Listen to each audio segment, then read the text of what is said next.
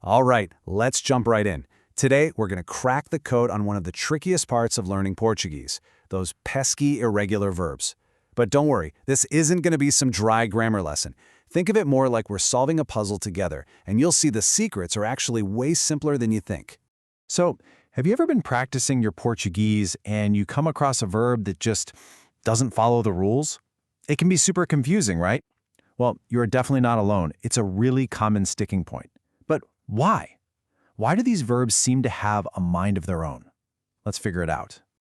Okay, let's start with this sentence right here. This is our central puzzle. O palhaço cai e as crianças riem.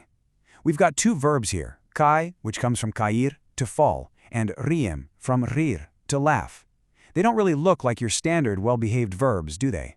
Stick with me, because by the end of this, they're going to make perfect sense, I promise.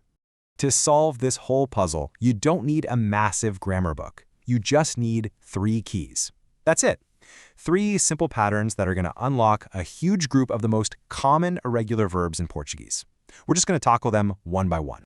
So, our first key opens the door to a really big and super important group of irregulars, verbs that end in IR. This is where you'll find some of the most frequently used words in the entire language.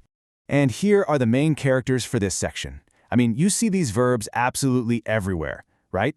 Asking for something, hearing a noise, going to sleep, coming and going. Getting a handle on these is a total game changer for your fluency. And here it is, the first secret. For this whole group, the weirdness, the irregularity, almost always shows up only in the EU form. You know, when you're saying, I do something. The other forms, they usually just behave normally. So that's the big clue you need to be looking for. And you can see that pattern right here in action. So pedir becomes peso. See that little se? It's not pedo. And ovir becomes oso, not oval. That little spelling change right there in the AO form is your giveaway. As soon as you spot it, you know you're dealing with one of these irregulars. And here's how you'd actually use it in a really common, super polite phrase. Peço imensa desculpa pelo atraso. So see, you're not just memorizing a rule, you're learning how to sound natural and communicate better. All right, key number 1 is in the bag. Let's move on to our second key. This one is for a smaller but just as important group of verbs, the ones that end in er. Let's take a look at sair, which means to leave or to go out. The pattern here is that an extra I just kind of pops into the U form, so you get you saio. But then look at the others. Sais, sai, saimos, they pretty much follow the regular pattern. So again, all the action is concentrated right there in that first person form. And here's a great example with care, which is the other major verb in this group. This short, dramatic little sentence, careful, you'll fall, is perfect for helping that case form stick in your brain. It's direct, it's punchy, and it's something you might actually hear somebody shout. Okay, we've got 2 keys down, just one more to go. Let's grab our third and final key and completely crack this code. This one is for verbs that end in uir, and it has a very specific kind of quirky twist. Okay, so this last key has a little twist, so you'll want to pay close attention here. For certain verbs, like construir, the I in the middle of the word actually changes to an O. And notice exactly when it happens. In the second and third person singular forms, so tu and ele, and in the third person plural, eles. And here's that rule in action. So on the left, you see construir follows the pattern tu construis. But look over on the right. Distribuir becomes tu distribuis, no O there. This is so important because it shows the rule doesn't apply to all verbs ending in uir, just a specific group like construir and destruir.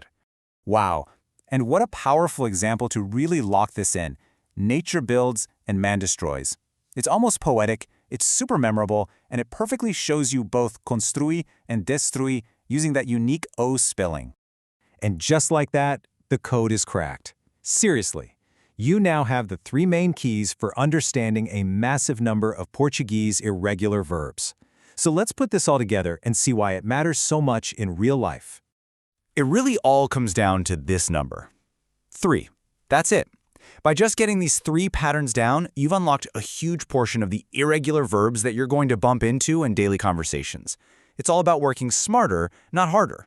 So here they are, your 3 keys all on one slide. This is your cheat sheet. First, watch for those eu form changes in IR verbs like beso.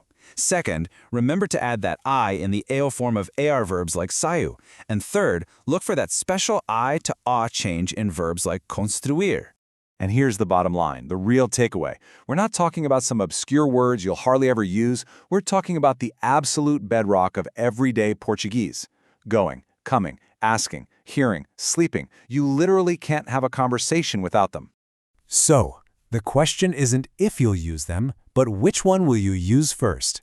Now that you have the keys, which verb will you use today? Go on, try putting pesu, saiu, or osu into a sentence. Thanks for cracking the code with me, and happy learning.